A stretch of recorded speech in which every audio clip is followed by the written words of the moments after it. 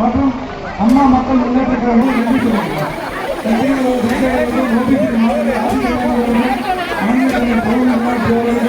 மற்றும் அம்மா மக்கள் முன்னேற்ற கழகம் ஒரு ஆணுக்கு பெண் ஒரு பெண் இருக்கிறாங்கன்னு சொல்லுவாங்க. ஒரு ஆணின் வெற்றிக்கு பிறகு ஒரு பெண் இருக்கிறான்னு சொல்லுவாங்க. எதுக்கு சும்மாவா சொல்றாங்க?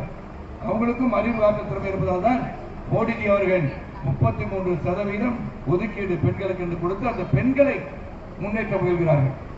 நான் பெருமையா சொல்லுவேன், தாய்மார்களுக்கு தெரிகின்ற விஷயம் அவங்க தான் எல்லாமே. ஃபைனான்ஸ் மினிஸ்டர் அவங்க தான், அட்மினிஸ்ட்ரேஷன் மினிஸ்டர் அவங்க தான், எல்லா மந்திரி பதவி யார் வச்சிருக்கா? வீட்டுல குடும்ப தலைவி தான் வச்சிருக்காங்க.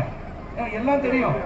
கணவருடைய உழைப்பு வேண்டும், செல்வார், பணத்தை சம்பாதிச்சு கொண்டாடி கொடுத்தா அவங்க எப்படி யாருக்கு எதை செய்ய வேண்டும் சிறப்பாக சிந்திப்பவர்கள் பெண்களாக தான் இருக்காங்க. அது நான் ஒத்துக்கிறேன். என்ன விட்டீங்கன்னா சம்பாதிச்ச ஒரு இடத்துல 10 பேருக்கு உதவி பண்ணலாமா, இவருக்கு நல்லா இருக்கு உதவி பண்ணலாம் கொடுத்துட்டு வந்துடுவேன். இவங்க என்ன பண்ணுவாங்க? அது உதவி பண்ணுவாங்க, எப்படி பண்ணும், யாருக்கு பண்ணும் அப்படின்னு சிந்திப்பாங்க.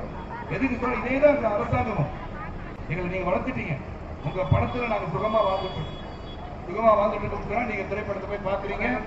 தயாரிப்பாளர், டிஸ்ட்ரிபியூட்டர், தியேட்டர் உரிமையாளர் டிஸ்ட்ரிபியூட்டர் சொல்றாரு, டிஸ்ட்ரிபியூட்டர் தயாரிப்பாளர் சொல்றாரு, சரஸ்பான் நடிச்ச படம் ஓடுது, ராதிகா நடிச்ச படம் ஓடுது அப்படின்னு சொன்ன பிறகு எங்களை தயாரிப்பாளர்கள் படம் கொடுத்து எங்களை புக் பண்றாங்க. அப்ப உங்க பணம் யாருன்னு இருக்கு? எங்கிட்ட இருக்கு. நீங்க கொடுத்த வசதி வாய்ப்புகள் தான் நான் வாழ்ந்து கொண்டு பெருமையாக உங்களுக்கு நான் சொல்ல முடியும். அதனால்தான் சேவை மனப்பான்மை என்பது பள்ளி பருவத்திலிருந்து எனக்கு இருக்கு, இவங்களுக்கு இருக்கு.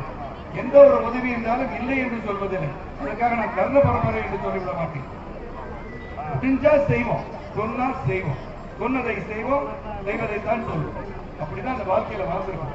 அதனால்தான் இங்க ராதிகா சரத்குமார் பேசுகையில உங்களுக்காக உழைக்க வந்த எனக்கு ஒரு வாய்ப்பு தாருங்கள். ஒரு சகோதரியாக அவங்க நடித்த சித்தி, வாணி ராணி எல்லாத்தையும் சொல்லி ஓட்டு கேட்கிறாங்கன்னா 100% உங்களுக்காக உழைக்க வந்திருக்க உத்தரவாதம் என்ன தர முடியும்?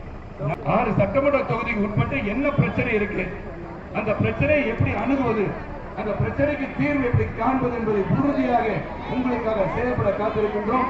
நிச்சயமாக ராதிகா சரத்குமார் அவர்கள் அந்த பணியை சிறப்பாக செய்வார்கள் என்று சொல்லி மீண்டும் ஒருவரை தாமரத்திற்கு வாக்களித்து அவரை வெற்றி பெற செய்வார்கள் கேட்டுக்கொண்டு விடைபெறுகின்றேன். நன்றி, வணக்கம்.